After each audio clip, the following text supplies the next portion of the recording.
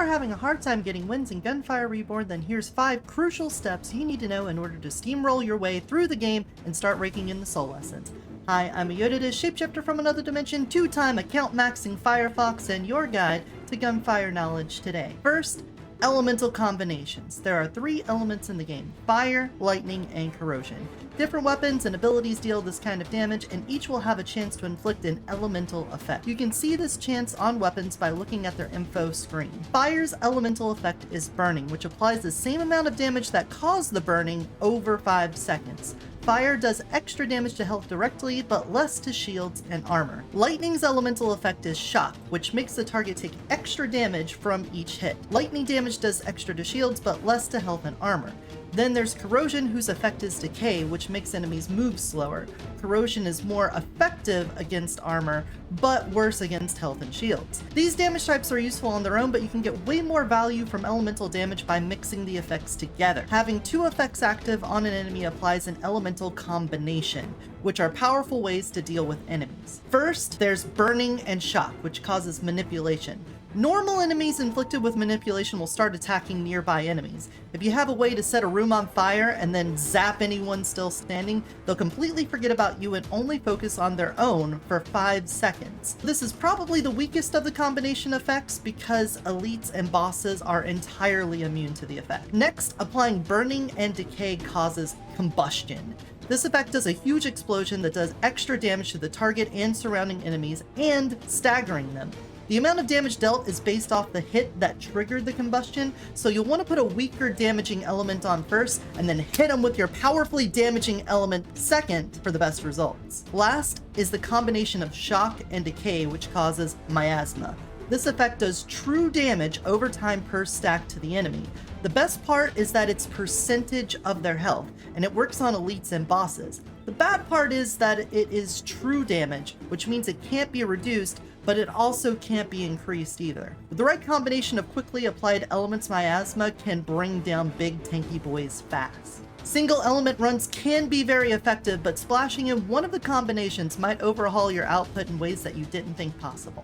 Before I can talk about the next tip, I need to first give this tip on the explanation of weapon damage and skill damage.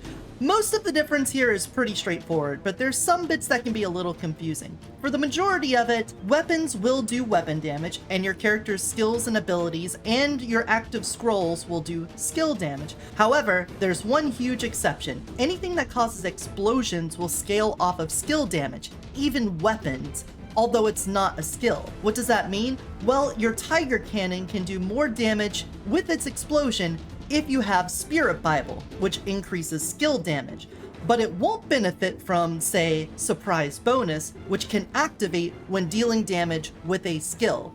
Basically, if it says, this does something when dealing skill damage, it won't affect weapon explosions, but anything else that passively increases skill damage will. In my experience, most runs of this game will go heavily into either weapon damage or skill damage, and rarely both. With that out of the way, I can now talk about the difference between lucky shot and critical hits. I see a lot of people get confused about these things, and it negatively impacts their runs. Before mentioning their differences, let me say that both of these things only deal with weapon damage unless an ability or skill says otherwise. So what is a critical? A critical hit is when your shot hits a weak spot on the enemy. For the most part, that's going to be the head, but some enemies have them in different places, like the Dark-Faced Bandit's back or the Mountain Guard's chest. You'll know you got a critical hit because the damage number will be yellow instead of white, and you'll hear a little ping when it connects. How much damage a critical does is based on the crit X value of the weapon, which you can see on their info tab. The higher the number, the more the hit will be multiplied. The only exception to this is that most explosion weapons and melee weapons can't deal critical hits, even when hitting a weak spot. Lucky shots are a completely different mechanic. You will always see lucky shot presented as a percentage because it's a chance to do extra damage. A 50% lucky shot chance means that half the time you'll do regular damage, the other half of the time you'll do double damage. If you get 100% lucky shot, that means every shot will do double damage. However, the secret is to go even further beyond. If your lucky shot count goes over 100%, you start getting chances for triple damage. If it goes over 200%, then you get chances for quadruple damage. You can tell when you get lucky shot by the color of the numbers hitting the enemies. Double damage is orange, triple damage is purple, and quadruple and above is red. You'll know your lucky shot is booming when your screen is covered in colorful numbers. Now this tip is easy to understand, but it takes a while to put into practice. Just keep moving. The simple principle is that you want to make it hard to hit you, duh. For any of the melee attacking enemies, this is mostly just going to keep distance between you and them to stop from getting hit, but staying on the move also keeps you from getting shot. In the earlier difficulties, enemy tracking is really bad, and you'll be able to dodge most shots as long as you just move perpendicular to the aim, strafing back and forth. In harder difficulties, their aim will get better, and you'll need to zigzag around to avoid running into shots, if not putting walls between you and your foes. Constantly running, dashing, jumping will make it hard for anything to get a shot on you. Just make sure you don't corner yourself or run face first into a crowd of enemies or traps. You're also going to want to get at least 1 or 2 movement speed related scrolls at some point in your run. Several of the bosses can be a very hard fight unless you can escape their big attacks with a lot of movement speed. There's also a lot of scrolls that work off dashing, and you'll be missing out on their benefit if you aren't using your dash to zoom around the map. This last tip is a real important one. Some scrolls will hurt your run.